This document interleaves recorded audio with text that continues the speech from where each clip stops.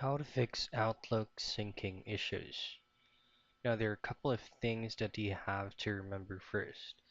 So, this issue might happen to you for some instances. That's because maybe your current internet connection is or does not have a huge amount of signal or a poor connection. So, once you have log into your Outlook account and make sure that your syncing is on, make sure that you have a stable internet connection and is not intermittent. If this is going up and down, just simply disconnect it and do the troubleshooting step from your direct router. Now, second thing that you can do is just head over directly to your Windows icon and tap in absent feature, as of this could be also the main reason why you are encountering this problem.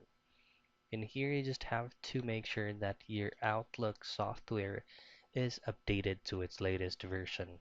If not, just simply uninstall it, or if it is crashing, uninstall it and try to reinstall it again.